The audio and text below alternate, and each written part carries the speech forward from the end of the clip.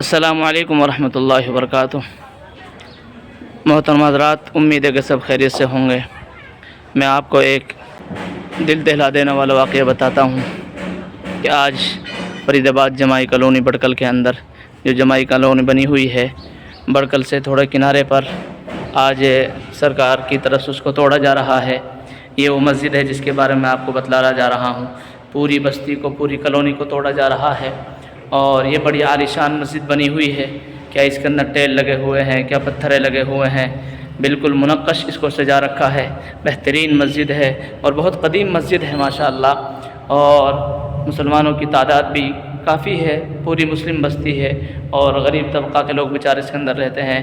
میوات کے بھی ہیں، یو پی کے بھی ہیں، بہار کے بھی ہیں، دہلی کے بھی ہیں، ادھر ادھر طبقہ کے لوگ رہنے والے ہیں۔ یہ وہ مسجد ہے، میں آپ کو دکھانے جا رہا ہوں، دیکھ لیجیے اس کا نظارہ۔ مجھے تقریباً 1 سال ہو گئی، میں عبدالواجد ڈھاک پوری میں اس مسجد کے اندر امامت کرتا ہوں۔ بس میں کیا کہہ سکتا ہوں، بہت غمی کا ماحول ہے، پوری بستی میں ماتم چھایا ہوا ہے، جس طرح کہ کسی کنبہ کو اور کسی قبیلے کو مار دیا گیا ہو۔ بالکل تمام مکانوں کو توڑا جا رہا ہے، بلڈوزر چلائے جا رہے ہیں، بلڈوزر چلائے جا رہے ہیں، اور مسجد کو بھی توڑا جا رہا ہے۔ بس ان قریب مسجد کا بھی نمبر آنے والا ہے۔ اللہ سے دعا کریں اللہ تعالیٰ خیر و عافیت کا معاملہ رکھے، اور اللہ تبارک و تعالیٰ اس مسجد کی اور تمام مساجد اور مدارس کی حفاظت فرمائے۔ حقیقت بات یہ ہے کہ مسلمانوں پر بہت سخت تکلیفیں اور مصیبتیں آ رہی ہیں۔ یہ ہماری ہی وجوہات ہیں کہ ہم نے اپنے آپ کو گناہوں سے نہیں بچایا، اللہ کی اطاعت اور فرمانبرداری نہیں کی۔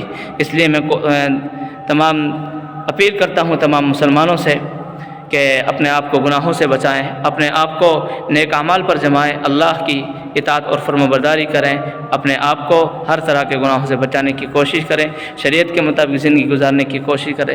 دیکھو کیا عالیشان مسجد ہے، کیا بہترین مسجد ہے۔ حقیقت بات یہ ہے کہ بھائیو، واللہ العظیم مجھے اس بات کی پرواہ نہیں کہ میں یہاں سے ہٹ جاؤں گا، واللہ العظیم مجھے نہیں، میں تو یہاں